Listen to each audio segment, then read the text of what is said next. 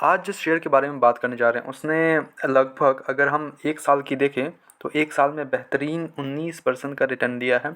एक constantly return देने वाली कंपनी 5 साल में 117% का रिटर्न है। ये कंपनी जो कॉन्स्टेंटली हमें रिटर्न्स प्रोवाइड करती ही करती है। तो जिस कंपनी की बात कर रहा हूँ वो है बैंक सेक्टर से द लार्जेस्ट बैंक इंडिया का HDFC बैंक लिमिटेड। इसने 5 साल में एक बेहतरीन 117% का रिटर्न दिया है और ये ऐसा नहीं है कि खाली ईयर टू ईयर देता है, ये हर ईयर एक अच्छा कॉन्स्टेंटली डिविडेंड प्रोवाइड करता है। एक अच्छी कंपनी है, काफ़ी अच्छे खासे क्वार्टर रिजल्ट्स हैं, काफ़ी अच्छे खासे मतलब बोलने की ज़रूरत ही नहीं है कि one of the best shares होते हैं। हर एक के पोर्टफोलियो में ये कुछ ना कुछ शेयर्स कोई लेके बैठा रहेगा इसको। ठीक है, तो हम इसके बारे में आज बात करना चाहेंगे। हम पहले स्क्रीनर में चलते हैं। तो इंडिया की लार्जेस्ट बैंक HDFC बैंक के बारे में बात करने वाले हैं हम। ये कंपनी हमारे जो निफ्टी 50 है, एक लार्ज कैप है। ठीक है, निफ्टी 50 जो होता है उनमें से थर्ड कंपनी है, ये थर्ड लार्जेस्ट कंपनी हमारे इंडिया की। ठीक है, बहुत अच्छा खासा एक कैरी मतलब वेटेज कैरी करते हैं हमारे निफ्टी को। ठीक है, सबसे बड़ी जो है वो रिलायंस है, उसके बाद TCS है एंड उसके बाद HDFC बैंक है। समझ जाओ बात को।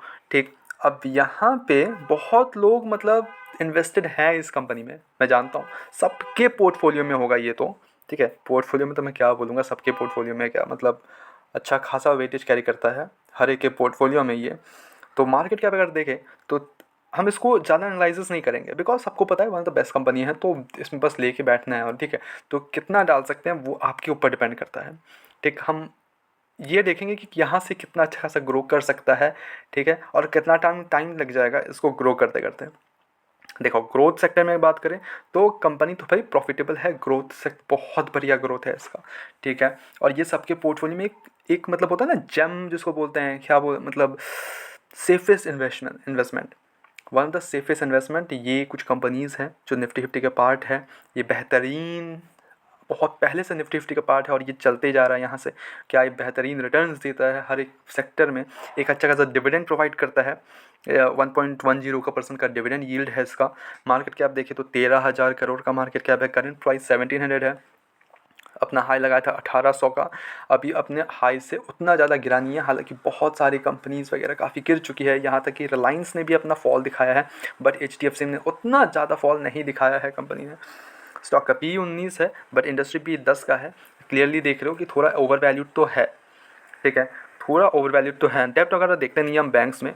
ठीक, ROE बोलूँगा थोड़ा कम है। मैं 15 प्रोवाइड करता हूँ, प्रेफर करता हूँ मैं, बट ROE ठीक है, कोई इशूज़ नहीं है। लार्ज कैप है तो ऑब्वियस सी बात है उतना मतलब दिखाएगा नहीं। 1 साल का रिटर्न देखे तो 19% है, 10 साल का रिटर्न देखे तो 13% है, which is a great growth. ठीक है, हर एक के पोर्टफोलियो में मतलब 12% तो पकड़ लो इसका है ही।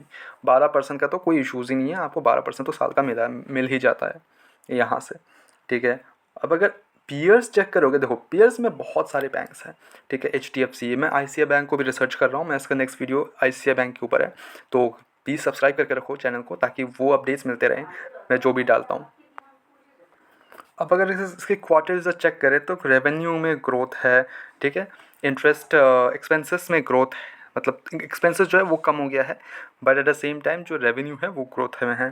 फाइनेंसिंग प्रॉफिट है negative, okay, financing profit negative में है इसका।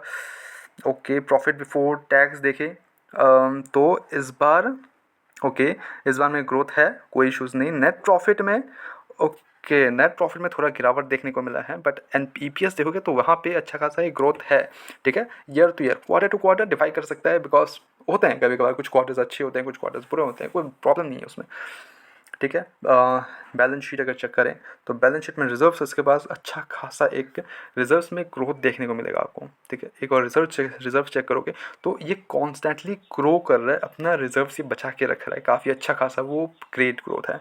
इन्वेस्टर्स का भरोसा मतलब क्या ही बोले यार, प्रमोटर्स के पास ऑब्वियसली जीरो है। FIs के बाद ये मैक्सिमम स्टेक FIs के पास है, NTIs के पास है। बट अगर चेकआउट करोगे तो FIs के अपना स्टेक बढ़ाया है, at the same time DIs ने अपना स्टेक थोड़ा सा घटा लिया है, बट ये चलता रहता है। ठीक है, बट बैंक्स में कोई कमी नहीं है। ठीक है, गवर्नमेंट के पास भी अच्छा खासा 0.1 का स्टेक है, पब्लिक के पास 16% का स्टेक है। अपने स्टेक्स कम कर रहे हैं HDFC बैंक से। अब देखो, पब्लिक का डिफाई कर सकता है मेरे हिसाब से, अगर मेरे को चूज़ करना हो तो मैं इसको भी चूज़ करूँगा और भी कुछ देख रहा हूँ तो कुछ छोटे, मैं हमेशा छोटे बैंक्स को ही प्रेफर करता हूँ बिकॉज वहाँ पे एक ग्रोथ फैक्टर मिल जाता है। बिकॉज यहाँ से कितना ग्रोथ दिखा सकता है ये इस पे डिपेंड करता है। अगर आपको सेफेस्ट खेलना है तो गो विद इट, कोई इशूज़ नहीं। बट आपको अगर थोड़ा सा पैसे ज़्यादा बनाने हैं और रिस्क लेना है तो आपको रिस्क लेना पड़ेगा, ठीक है। पैसे अगर बनाने हों तो रिस्क लेना पड़ेगा। यहाँ पे आप 12% का इंटरेस्ट, मतलब 12% को पकड़ सकते हो कि 12% तो आपको मिल ही जाएगा। But at the same time अगर आपको थोड़ा सा ज़्यादा बनाना है, कोई शेयर अच्छा खासा 20-20%, 30-30% का रिटर्न दे देता है एक साल में, दिया है ये कुछ ईयर्स में, जो कुछ प्रीवियस ईयर्स गए हैं वो काफ़ी अच्छा खासे गए हैं, तो वहाँ पर आपको एक अच्छा खासा मिल जाता है, ठीक है। क्या इसको होल्ड करना सही है? मेरे हिसाब से यस, ऑब्वियसली होल्ड मैंने करने में कोई इशूज़ ही नहीं है इसमें, because one the largest bank of India, ठीक है। और ये थर्ड लार्जेस्ट एक कंपनी है इंडिया में इन द मार्केट कैप के हिसाब से। मार्केट कैप से हिसाब से सबसे बड़ी, मतलब थर्ड कंपनी है। तो नो, मतलब क्या ही बोले, बेहतरीन, कोई इशूज़ ही नहीं उस हिसाब से, ठीक है। तो क्या कर सकते हैं हम, होल्ड करना है तो होल्ड करो। प्रॉफिट, अगर प्रॉफिट में हो तो मैं बोलूँगा थोड़ा टाइम प्रॉफिट बुक कर लो, बिकॉज अभी काफ़ी ओवर वैल्यूड हो चुका है। मतलब अगर आप देखोगे तो इन स्टॉक का P/E 19 है, इंडस्ट्री P/10 का है, तो ऑब्वियसली बात है ओवर वैल्यूड हो चुका है। तो थोड़ा सा पीछे आ जाओ and then go with less piece companies, तो वहाँ पे काफ़ी पैसे बन सकते हैं आपके, तो वहाँ पे भी फोकस कर सकते हो आप। सजेशंस है, यू कैन टेक इट और नॉट, जो आप पे डिपेंड करता है, ठीक है। और ऐसे ही रेगुलर अपडेट्स के लिए चैनल को सब्सक्राइब करो, नोटिफिकेशन ऑन करके रखो। डिविडेंड्स के बारे में, बोनसेस के बारे में, मार्केट के बारे में शॉर्ट्स अपलोडेड है, go check it out as well. मिलते हैं नेक्स्ट वीडियोस में। कोई बाय एंड सेल रिकमेंडेशन नहीं होता मेरे चैनल में, हमेशा मैं सजेशंस देता हूँ, तो please take it at is suggestion, okay, perfect. मिलते हैं नेक्स्ट वीडियोस में, तब तक के लिए bye bye, peace and signing of.